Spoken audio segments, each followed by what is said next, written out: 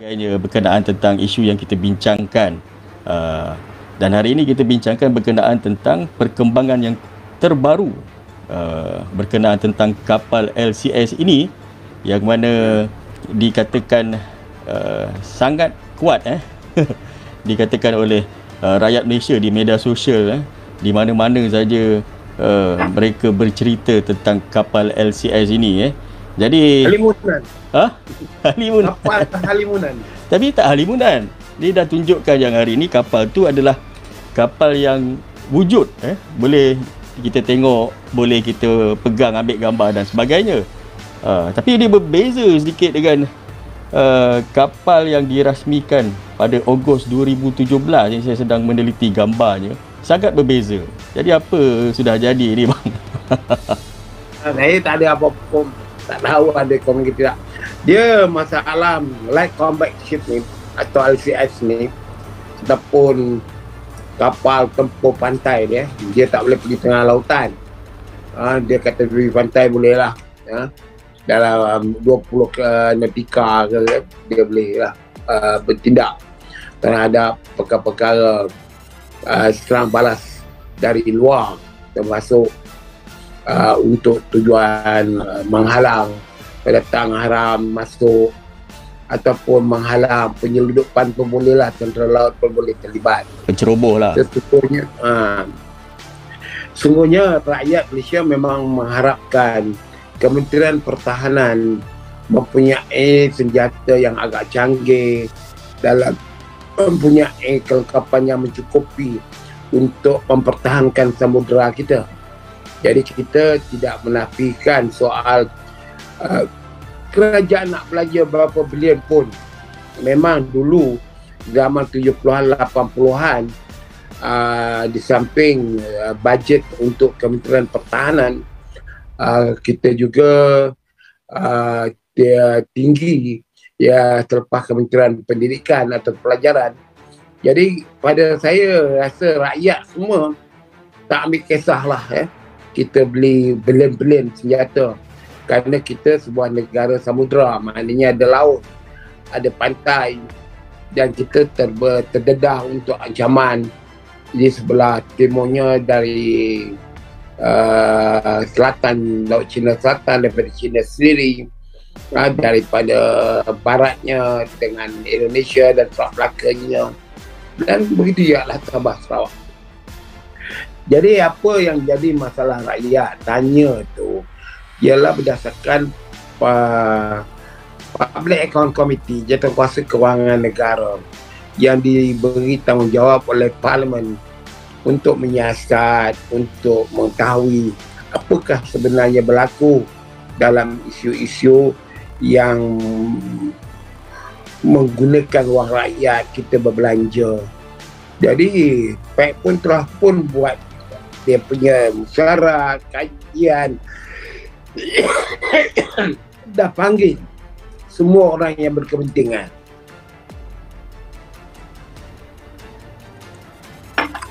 Dalam isu ini, orang berkepentingan selain pada menteri ialah ketua susah, pegawai perwakalan tentera, sama ada di Kementerian Pertahanan, di Kementerian Kewangan, semua saya rasa itu dah dipanggil. Juru audit negara semua dah dipanggil. Ya, ahli PAC turut dianggotai oleh 3 orang daripada Parti UMNO, ahli Parlimen UMNO, 3 daripada PPBM, 2 DAP, kalau tak silap saya lah, 1 keadilan, 1 GPS, dan ada juga daripada PAS. Maksudnya semua wakil dari parti-parti politik ini turut menganggotai jawatan kuasa kira-kira ini, yang mana melakukan audit pembinaan kapal LCS ini. Jadi kita tidak boleh nak kita nak cakap PAC ni berat sebelah, sebab dia dianggotai oleh kesemua wakil-wakil daripada parti masing-masing, daripada pihak kerajaan mahupun pihak pembangkang. Jadi ini andaian yang tidak benar. Ada saya baca komen tadi, PAC ni bersifat berat sebelah dan tidak boleh dipercayai. Jadi saya tak tahulah macam mana saya nak terangkan. Sedangkan laporan Patutnya PAC ni, kalau dia wakil UMNO kan, Zack, Ya. Dia patut berterang leher lah dalam apa-apa isu yang untuk nak mempertahankan diri dia daripada UMNO tu kan. Jadi kalau dia pun diam, dia pun tidak mengambil tindakan apa-apa, dan Public Account Committee dari UMNO pun tak ada buat kenyataan apa-apa, jadi terdedah masalah ni. Rakyat kena tahu, dia orang bukan soal kapal tu dah buat ke tak buat ke. Dia yang apa isi kandungan dia yang sebenar ialah 6 bilion ni kamu belanjakan mana? Kamu buat ni pasal patutnya kamu dah bagi dah sekurang-kurangnya satu modal, contohnya 5 tu lambat tak apa, ini 6 serentak tak siap, jadi apa jadahnya kamu dibagikan sampai 6 bilion duit, dan kemudian kamu salah guna pula kamu punya apa tu limbungan itu, syarikat yang sebelum itu ada hutang piutang, kamu gunakanlah duit tu bayar piutang. Ini adalah satu perkara yang bercanggah dengan kod etika kewangan. Kalau dia bayar hutang yang lapuk dia 400 juta, yang mana terjejaslah kapal tu 400 juta, kan, dari segi pembinaan dia. Jadi yang jadi masalah rakyat sekarang ni bukannya yang ditengok sekarang, nak tengok kapal tu. Ini masalah kapal ni, wartawan ke media yang datang macam kita ski buta lah jumpa gajah, yang terpegang kaki kata tiang, yang terpegang belalai kata ekor, yang terpegang perut kata dinding. Jadi tak ada apa makna pun. Yang perlu dan penting sekarang, kita mahu terperinci 6 bilion ni apa yang kamu dah buat, kan? Jadi kalau ada masalah kelemahan, cakaplah secara terus terang kelemahan dia, ya kan? Kalau kita tengok jawapan CEO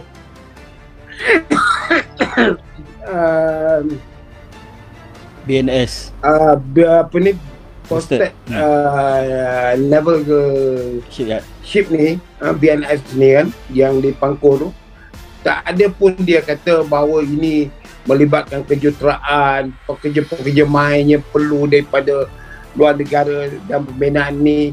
Sebab rakyat diberitahu kan ini kononnya buatan Perancis. Jadi bagaimana pula buatan Perancis buat di Malaysia? Patut buatlah di Perancis macam kapal selam dulu. Jadi ini yang kata yang mana satu ni, made in Malaysia, made in Perancis atau made in Netherlands. Yang jadi masalah dalam terhadap kapal ni sekarang ni ialah kita tak tahu kedudukan dia. Sekarang terdedah pula bahawa kapal LCS ni sebenarnya made in Malaysia. Jadi teknologi mana yang dia pakai, tapi mengikut Parlimen Tentera Laut masa kapal tu nak ada reka, dia dah bantah banyak kali. Dia dah sebut benda-benda yang dia kait. Tapi dalam satu kenyataan kononnya ini tender yang nak dibagi kepada Perancis buat asalnya. Godwin itu asalnya kabarnya Perancis punya teknologi. Jadi takkanlah kita buat kapal Perancis tu dia sampai 500 juta. Jadi inilah yang perlu kita fahamkan betul, ya. Baik, bukan setakat 400 juta hutang tu. Saya meneliti laporan daripada Jawatankuasa JKS TPUKK. Yalah.